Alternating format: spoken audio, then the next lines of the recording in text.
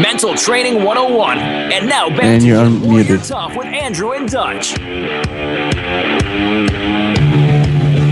All right, here's a tweet from Swing with Grace, at Swing with Grace, at Warrior Tough PhD. Great show so far. Inner North Star is a fantastic guest. Hashtag Get Warrior Tough. Hashtag Game Changer Podcast. Iron sharpening iron. Yeah, she's sharp, all right. All right, if you want to get in on the Twitter conversation, use the hashtag Get Warrior Tough. Michelle, before we went on break, I asked you to kind of tell us a little bit about, how you struggle with the juggle as a mom and how, what's your best advice that you could give moms that have to operate under pressure, and it's just nonstop, and because you speak from a position of experience. I do. And, I'll tell you, in any relationship, whether it's with your kids, with a spouse, with a coworker, with whomever it is, it's always the same advice. And it's challenging, but it's doable, but it does. We were talking. All right, I guess we're back on the air. I don't know. Hey, so all right, so this is crazy. It's live radio. It's you never know what's going to happen, right, Dutch? We're back. Yeah, absolutely. That's the way it is. Right. So we're trying to get Michelle back on the line. We'll get her back on the show again, even if we don't get her tonight, because she is so awesome. We got such great response from her. She's so fantastic, Dutch. Can you see why I just absolutely nuts about her? Absolutely. I was feeling great. I was enjoying every moment, and I'm looking forward to having her on again. Absolutely. Yeah, and so the similarities, and I need to hear her answer about being a mom and juggling all this stuff, because that was so. It's just an important thing. It's important for me to hear how she does, because I love processes and we build processes based on that. So we're rocking and rolling. So Dutch, let me ask you something. You said that you didn't hear anything when you were on the field, and did it slow down? Did things kind of slow down as well for you? See, because when I was under fire, it's in slow motion for me. Every time I've been in a firefight, it's like everything is in slow motion for me. It absolutely did, and that's not a joke. That's not cliche. It's not something that they try and tell you to maybe calm you or make you think everything's going to be okay. That's real. I can recall different games and different moments, and I can recall when I noticed there was a crowd, and it was always when my job was done, when I was finished. So there would be times where I never noticed it until after the game was over and we were cheering a victory or we were agonizing in defeat. Then I would realize that there were actually people watching us. So there was never any indication during those heated moments that I didn't hear the name calling, I didn't hear the yelling, I didn't hear anything like that. But there were moments, whether you're going off at halftime, those are the times that you heard it, or at the beginning of the game when you're warming up, those are the times you heard the stuff. But during the competition, never. Right, because you're focused on what has to happen right in front of you. And it's the way the human machine works. That's what happens, is we focus all of our mental, emotional, and physical energy into that pressure situation. That's why I love pressure. That's why I say stress is my rocket fuel. That's why I love stress, because it focuses all those three different energies. And when I say energy, I'm not speaking like some crazy, ethereal, nebulous thing. I'm talking about actual energy. Did you know, Dutch, that the brain is the organ that uses more energy and burns more calories than any other area of the body? Wow. No, I didn't know that. Yeah, it's almost like 80% of your calories go to, running the brain, because it's an electrochemical. It's like a power plant up there. Every thought that you think is an electrochemical is literally energy connecting the neurons and the dendrites and all that. So, so when I'm talking about energy, I'm talking about actual energy, like nuclear, like turn the light switch on, like pushing the car, like pushing weight, all those is physical energy, emotional energy, and mental energy. You're spending tons of energy. And when you're in that stressful situation, it focuses all three of those areas, the body, mind, and emotions, right? The boardroom, all three of those energies into one funnel. And that's why Absolutely. You could get so, be so good there. And I did see the analogous comparison where they had the battery as like the brain like a battery, a power plant that was powering like a small city. I saw that on a television show I was watching one day. So when I do think about it in terms of that, then yeah, that is amazing. 10 seconds. All right, so we're about to go on break, and when we get back from break, I'm going to get Michelle back on the line. You're listening to the Get Warrior Tough radio show. All right, it's all crazy around here. Get Warrior Tough. Michelle's got us all up in an uproar. I mean, like the board is blowing, phone lines are going out, power's going out in New York City. That's how much energy this chick has, man. Boom! I mean, you're like I'm going to call you Tornado Chelley or something, man. It's just crazy. All right, so listen, I know that you were saying your mom stuff, and no, we didn't get it, some of it, but I don't know what happened. So if you could start over with the mom thing, how you juggled that. Yeah, let me give you the abridged version, which is too bad because I had a 30-second, $1 million call-in request if they had the right answer, and now that 30 seconds is over. So that's unfortunate. It is. But here's the what. Here's the what with all that is if you boil it down, no matter what the relationship with your kids, with your spouse, with coworkers, whatever, it's about being present. And when you're trying to juggle a million things at once, that's your first, middle, and last problem. Is that you will be unsuccessful and ineffective at all of it. So you got to pick your time. You got to really pick your time and dial it in and say, while I'm with these kids, even if it's for 15 minutes right after school, those 15 minutes of undevoted looking eyeball to eyeball, how was your day? How did things go? Is far better than 4 hours of haphazardly kind of asking what's going on while you're checking email, while you're doing this, doing the dishes, doing whatever else it is. That is so ineffective, and the kids feel that. Right? Everybody feels that I'm not worthy of your time. That's really what that's saying. I'm not worthy of any of your time. So my best piece of advice as a parent now of two kids who are now 19 and 22 is even if it's limited time, sitting there with them and really connecting and being present and letting them know that in this space right now, nothing else in the world matters more than you do to me. That right there, if you can do that with every person you're with for whatever that period of time is, will make them feel valued. The conversation you will have locked in going forward compared to spreading yourself so thin that you don't remember anything that was ever even said anyway. So that's my number one piece of mom advice, but that's my number one piece of relationship advice as well. Wherever you're going to be there. I love that. Undivided attention. Yeah, I say that the greatest gift you can give anybody is your attention. That's what we say. And we're gonna go 5 minutes over. Yeah. So and multitasking is a myth, right? So because you don't do anything well, nothing gets done well, and the relationships suffer first when you're multitasking. So the greatest gift you can give anybody is your attention. I love that what you just said. It's fantastic. And you have to be there, right? So I understand you've got a lot of things to be done, but I love, the whole concept of, there's one school of thought of schedule your priorities, right? But there's another thing of prioritize your schedule. And those are not the same concepts. So you got to prioritize what matters to me. And if you know that you've got 30 minutes with your kids, that's your priority, everything else gets pushed off. And that has got to be your way of thinking of what is your priority in life, right? Not just today, but in life. So when I work with people in my coaching practice and their life feels unfulfilled or they're not getting anywhere, they don't feel like no matter how many cars or boats or stuff or whatever you've accumulated, that what's the point of it? Is what is your priority?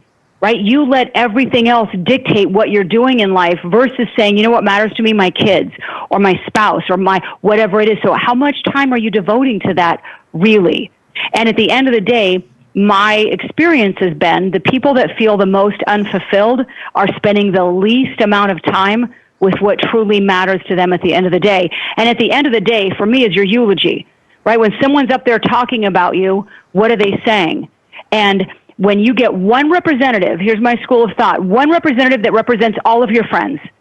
You get one representative that represents all of your relatives. And you get one representative that represents all of your coworkers of the whole of your life in all three categories.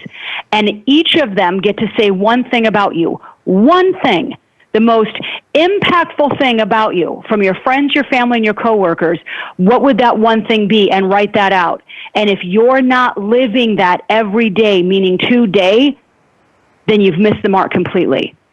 Because they're never going to say that about you when you're dead and gone if that's not who you are right now in the moment. Mm-hmm. Wow. Absolutely. And I'll say something to the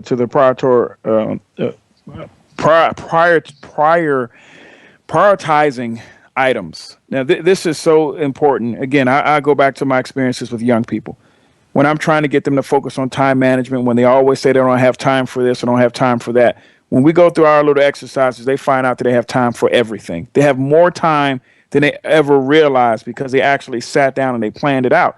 Now, the other thing that you have to do is you have to stick to whatever decision you made.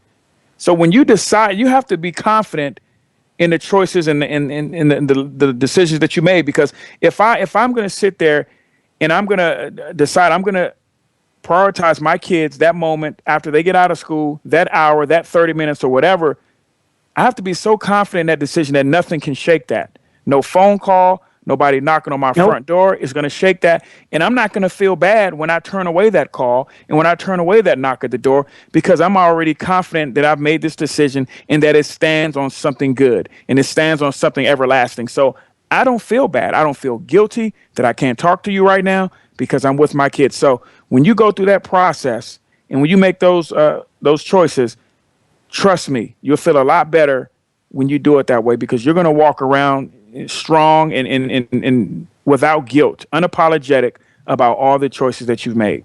Yeah, I call it That's triage. right. And otherwise, what are you communicating to your kids, right? What you're saying is, hey, this matters to me, so tell me about your day.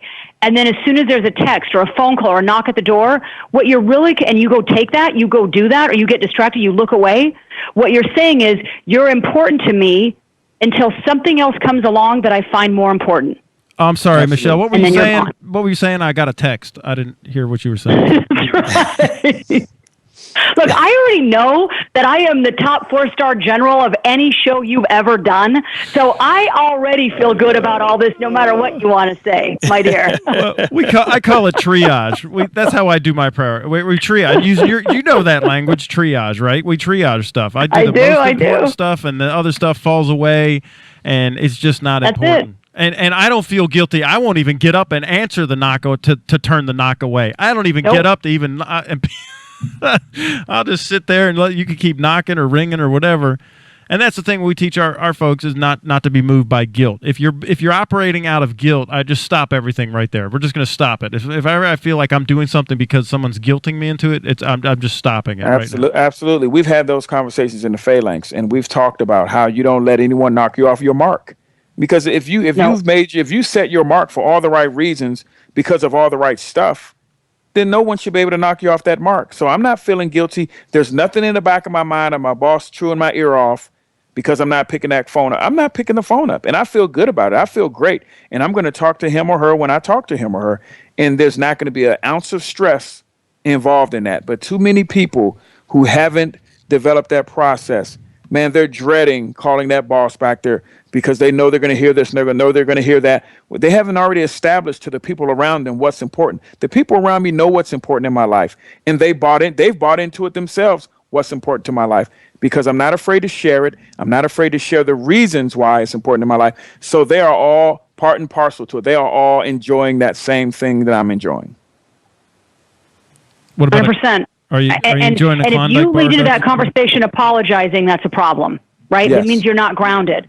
Absolutely. And you got to be grounded in who you are and what you're doing and your why behind it. And everybody around you should know your why for why you're doing what you're doing in every step of the way. And if they don't get it, spend more time saying, let me explain to you my why, because maybe you're not getting it. But this why is uncompromisable. Period. It's who I am, what I stand for. Michelle, when you're coaching folks, do you find that like this Dutch and I run into this all the time, and I'd be interested to hear, on the out there on the West Coast, most people have no idea why they're doing what they do. They never even thought about it, so they couldn't tell you what it is. And then if you said you had one, they would look at you like you got three eyes, and Yeah. No, it's a standard line that applies not only to folks on the East Coast, I know the West Coast, to anywhere, and that line is that most people spend more time planning their 2-week vacation than they spend planning their life. And that is the truth. That's a shame. That is the truth. Amen. Right? Yeah. And so it's not just, hey, what are you doing? But let's back this up. And you and I had this conversation on my podcast, which is, who are you? Right? Who are you? Mm-hmm. Because it's not your job title. It's not the letters behind your name. It's not your stuff. It's not your net worth. It's not your past. It's not your story. It's not your greatest failure. It's not your greatest success. It's not your pain. It's not your depression. It's not your disease. That is not who you are. That is stuff you have experienced. I get that, but it's not who you are. Mm-hmm. And everything So when comes you back stop to who? all that and say, who are you? Right, who are you that never changes? Mm-hmm. And get real with that, because who you are is what you're going to represent every day in the walk of your life. And if you don't know what that is, that's our first problem. And people can test it out on themselves. You can test the why, the how, and the where, and it always comes back to the who. It always That's comes right. back to the who. Why do you do what you do? It's going to come back to who I am. Why are you where That's you right. are right now? It comes back to who I am. How did you get there? It comes back to who I am. Everything comes back to right. who you are. So if you haven't established that, you hadn't figured it out, you hadn't made a decision on who you are, I'm a man of God who loves people. That everything comes out from that. Everything I do, every place I've been, every person I've been around, the reason, the why I've done everything, my method, the how comes back to me being a man of God who loves people. So everything comes back to who I am. Yeah, and that's why we work so hard on that internal identity statement as, the very first thing, and that's ground zero. To figure out internally what's my internal identity, and then make that statement. That's just good stuff, guys. And then there's no apologizing. There's no guilt. No. That's who you are. Right. Right? You're not taking that call because this is who you are. You're not doing that email. You're not doing the whatever. There's no apologizing. Hey, look, here's who I am. Right? And the person that I am takes these actions and doesn't take those. So what do I need to apologize for? This is who I am. Right, and that's what we say, being CEO of you. Don't abdicate your power to somebody else. And when you're apologizing for who you are, holy smokes. That's it. And that's unfortunate that you're having a crisis. You probably want to get a handle on that. But your crisis is not mine. So let's try to figure out what your problem is, because it's not mine. I love this girl, man. I love it. I'll shift that right back every day of the week. Oh, I love Absolutely. it. Let's work through why you're in crisis so that you can avoid that in the future, because this is not favorable for you. Is it? I don't think it is. That's No, unfortunate to 2 be you minutes. right now, because it ain't me. I'm not in crisis. Let's figure this out for you. Unapologetic. People will return. When people, first of all, people won't, in most cases, people won't ever leave you, in most cases, because when you make it clear, you're going to realize how many people are not only going to be on board with it when you're set and you're clear and it's based in good stuff. You're going to realize how many people are then going to try and adopt what you just did. They're going to try and learn from what you just did. They're going to be jumping on board. They're going to be amening you. They're going to be wanting to be in your space. And the ones that don't, they'll be back, because they're going to know That's that right. you set up a good parameter. You set up a set of good reasons how you can get in my space. And if they go away for a short period, they're going to realize, number one, how much they miss you. And they're going to realize that what you asked of them wasn't as hard as they thought. And they're going to realize that it's going to help them. It's going to benefit them, and they'll be back, and they'll come back in your space. And when they come back in your space, they'll already know the parameters. They already know the health at which they need to operate, all the things they need to do. And then everyone is going to be better for it. That's it. It's unchanging, right? It's unchanging. That's exactly it. It's people that can count on people. Look, I know who you are, and that no matter what the external world is that's going on, I know who you are, and I can count on you, and I can depend on you, because I know your internal world, that doesn't change. No matter what's going on externally, who you are is unchanging. I love it. Michelle, And the that's hour grounding. is gone. That's grounding. The hour's gone. It's gone. It's just gone. It's not enough. You got to come back. Will you come back? Are you going to call me the general of your show? Then I will. No. No, we're not doing that. I love you. I mean it this time. The last 2 times I was kidding. Thanks for coming on. We'll see y'all next week. Thank Peace you. out.